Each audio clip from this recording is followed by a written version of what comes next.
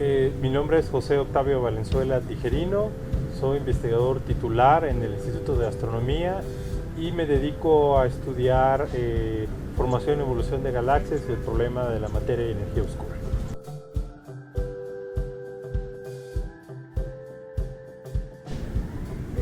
Una galaxia es un conjunto de estrellas, de gas.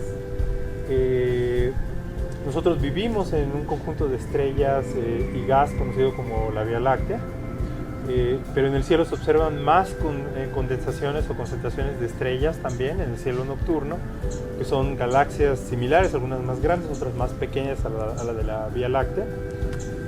Sin embargo, cuando uno observa el cielo nocturno, estas galaxias no están distribuidas de manera aleatoria, siguen una distribución como una especie de red o malla cósmica, ¿no?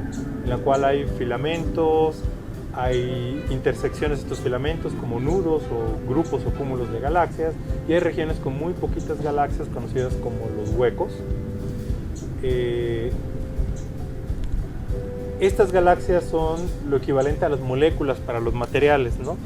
Delinean la estructura a gran escala del universo.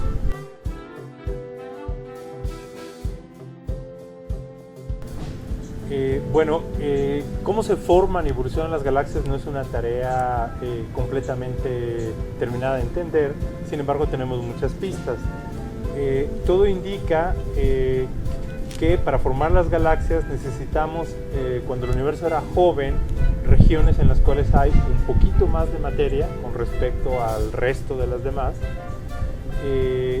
Estas regiones con una sobredensidad, se le llama en términos técnicos, con un poquito más de materia que el promedio del universo, empiezan a atraer a la materia a su alrededor, empiezan a crecer y empiezan a convertir el gas en estrellas, y entonces es como se forma una galaxia. En ocasiones las galaxias evolucionan de manera aislada, simplemente acretando de manera suave gas y demás material, y llegan a ser los objetos que observamos en el cielo el día de hoy. En otras ocasiones, en ambientes densos, estas galaxias colisionan con otras galaxias, a veces más pequeñas, a veces comparables, y entonces esa fusión da lugar a otras galaxias. Se cree, debido a que en las regiones muy densas, como los cúmulos de galaxias, observamos principalmente galaxias elípticas, se cree que las galaxias elípticas se observan como una nube de estrellas que tienen bastante poco gas. Se cree que estas son el resultado de fusiones de galaxias, y las galaxias espirales, como la Vía Láctea, se cree que tienen una vida un poquito más tranquila, acretando principalmente galaxias pequeñitas o materia difusa para crecer.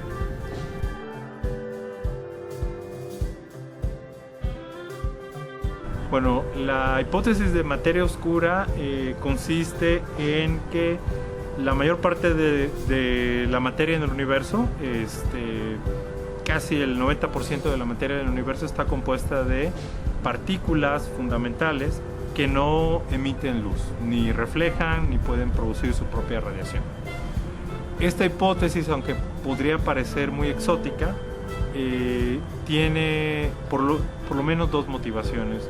Una se originó a principios del siglo XX y se originó cuando la gente intentó pesar los objetos astronómicos, en particular las galaxias. Una estrategia podría consistir en medir cuántas estrellas tienen los objetos astronómicos, cuántos soles, y si hemos medido la masa del Sol, pues podemos saber cuánto pesan, ¿no? Entonces con el brillo, con la luz, podríamos pesarlos. Pero otra manera alternativa es la siguiente: si una galaxia está en equilibrio, tiene que tener suficiente masa o gravedad para que las estrellas no salgan disparadas por la velocidad con la cual se están moviendo. Entonces, una manera de medir la masa es medir el movimiento de las estrellas o el gas en las galaxias para poder pesarlo. Cuando la gente aplicó esta técnica, vio que las masas daban bastante mayores que las que uno calculaba cuando medía la luz y contaba cuántas estrellas había. Entonces había dos opciones: o estaba mal medido o había materia extra. La comunidad se inclinó primero por la idea de que estaba mal medido, y esas técnicas se fueron refinando por décadas hasta que se verificaron por grupos independientes, técnicas independientes, y no nos quedó más que llegar a la conclusión de que una parte de la masa de las galaxias y de todo el universo pues no emite luz. La otra motivación es la siguiente: si vamos a tener condensaciones de material, no podemos haber partido de un universo totalmente terso y suave. Desde el origen tenía que haber habido lo que los astrónomos les llaman inhomogeneidades, o sea, regiones donde hay un poquito más de materia que en el resto del universo. Estas semillas son las que crecieron para dar lugar a las galaxias al día de hoy. Sin embargo, por argumentos de conservación de la energía, sabemos que cuando el universo era muy joven, era muy caliente. Simplemente teníamos más energía por unidad de volumen, porque el universo era más pequeño, sabemos que se está expandiendo. Entonces, al haber más energía por cada pedacito del universo, pues era mucho más caliente. Entonces, es como un agua. Si la calentamos, ¿qué es lo que le pasa al agua? Si tenemos varios cubos de hielo y los calentamos muy rápidamente, pues se van a volver líquido y luego a evaporar, se pueden hasta sublimar. Y entonces ya no tenemos el arreglo de cubos de hielo. Imaginemos que estos cubos de hielo son las semillas para formar a las galaxias. Si solo estuvieran hechas de materia normal, pues estas semillas se iban a evaporar, se iban a disolver. Entonces necesitábamos partículas que no interactuaran con lo que nosotros conocemos intuitivamente como calor. Eso está relacionado con la interacción electromagnética que se relacionaba con la luz. Entonces ahí también se requerían partículas que no emitieran o reflejaran luz en el universo. Si no, no tendríamos galaxias al día de hoy. Entonces, para que las semillas que formaran a las galaxias sobrevivieran, se requiere la hipótesis de materia oscura. Y también cuando pesamos a las galaxias, todo indica de que hay más masa que la que está produciendo la luz que observamos. Algo fascinante de esta hipótesis es que estas serían partículas fundamentales nuevas que no están contenidas en las teorías que tenemos de las fuerzas a nivel microscópico. Entonces, en las galaxias y en el universo se juntarían el micro y el macrocosmos. Y entonces, estudiando las galaxias, podemos aprender sobre nuevas partículas o nuevas fuerzas a nivel microscópico en el universo. Todo esto está detrás de la hipótesis de materia oscura.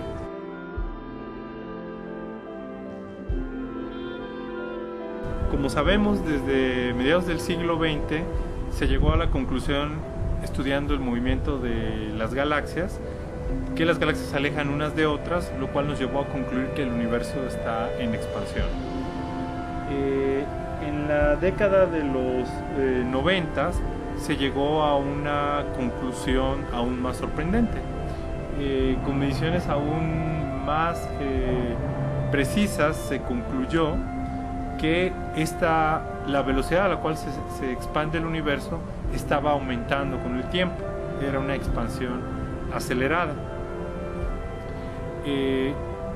La manera de explicar esta aceleración en la expansión del universo puede tener múltiples orígenes, pero en todos requiere un elemento extra. A este elemento extra, dada nuestra ignorancia, se le conoce como energía oscura y tiene múltiples explicaciones. Una de las explicaciones más famosas es que puede haber una constante fundamental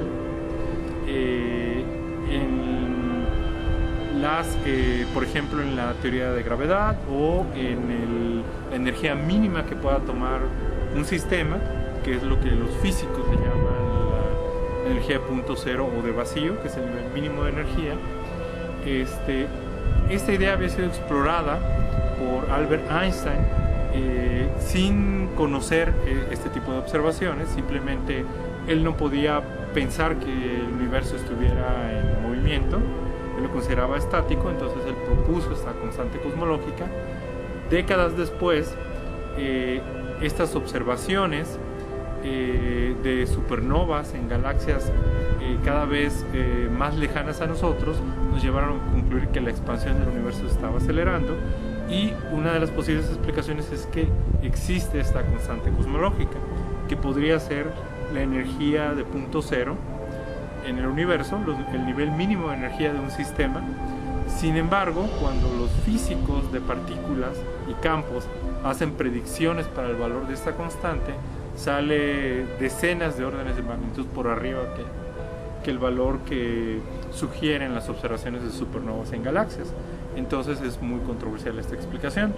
Entonces se ha llegado a otro par de propuestas. Uno es de que existe un nuevo tipo de campos en la naturaleza que están presentes en todas direcciones, en todos los lugares, prácticamente en todo momento. Se le conocen como campos escalares, y de acuerdo a la formulación específica hay quien les llama quintesencia, hay quien les llama campos escalares, como habíamos dicho.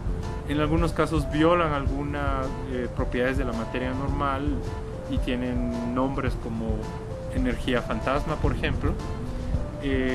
Pero este nuevo tipo de campo que tiene una energía asociada podría representar a la energía oscura, y lo fascinante es que nos podrían dar pistas sobre si las interacciones se unen en una sola cuando el universo era muy joven, o acerca de teorías en las cuales la mecánica cuántica y la gravitación pudieran estar unidas.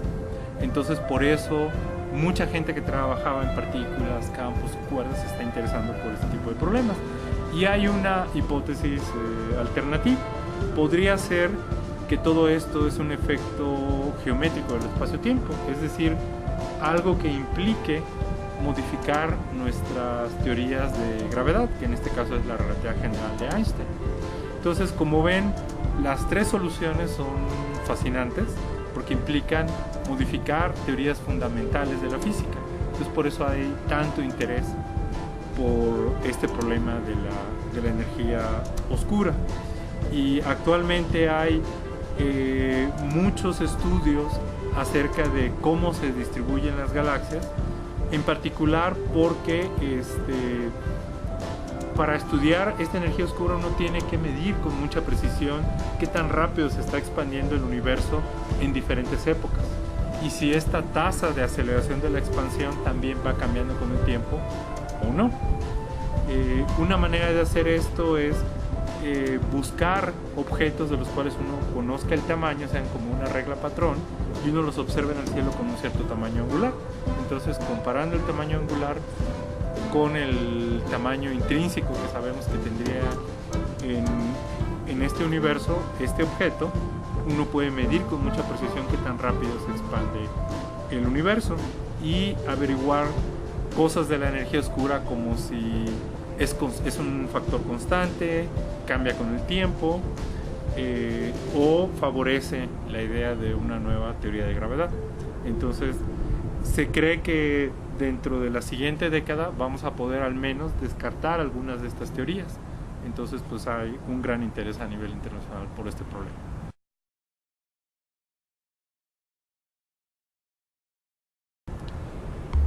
Bueno, puedo dar una respuesta desde el punto de vista técnico-físico.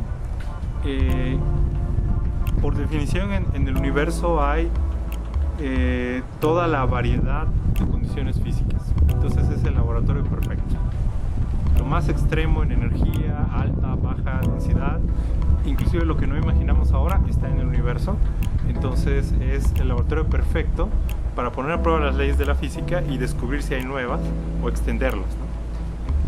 Esa es una de mis motivaciones iniciales para dedicarme a esto. A lo largo del tiempo me he dado cuenta también que estudiar el universo nos ayuda también a entender nuestra realidad. Por ejemplo, uno a veces se enfrenta como sociedad, como individuo, como persona, problemas muy complicados que a veces uno piensa, bueno, eso nunca va a haber solución. Yo recuerdo cuando era niño o adolescente y decía, yo quiero estudiar el universo, cómo se forman las galaxias.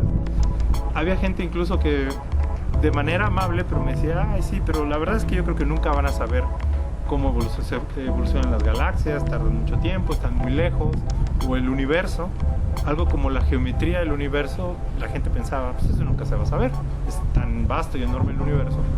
Al día de hoy hemos sido capaces de ingeniárnosla para poder medir la geometría que tiene el universo. El universo es aparentemente plano y podemos decidir y medir, proponer un experimento para decidir cuál de las diferentes geometrías tiene el universo. Eso me lleva a una moraleja que podría utilizarse para toda la sociedad. Hay problemas de tipo social, económico, político, tecnológico, médico, que parecen infranqueables al día de hoy. Y sin embargo, si fuimos capaces de resolver problemas como estos, tan abstractos y desconexos de nuestra realidad cotidiana, y aparentemente infranqueables, y lo logramos, estoy seguro que podemos cosas como el cambio climático, enfermedades, evolución social o política, ¿no? de nuestros países, pues seguro lo podemos hacer. Es cuestión simplemente de intentarlo, ¿no? y buscar ese tipo de soluciones.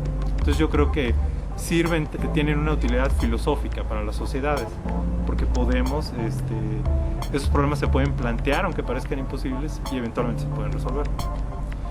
Y una tercera importancia es que yo creo que desde el momento en que estamos vivos, yo creo que cuando entendamos mejor el cerebro y sepamos hasta lo que un bebé está formulando, siempre nos preguntamos en dónde estoy, ¿no? ¿Cuál es la naturaleza de esto? Y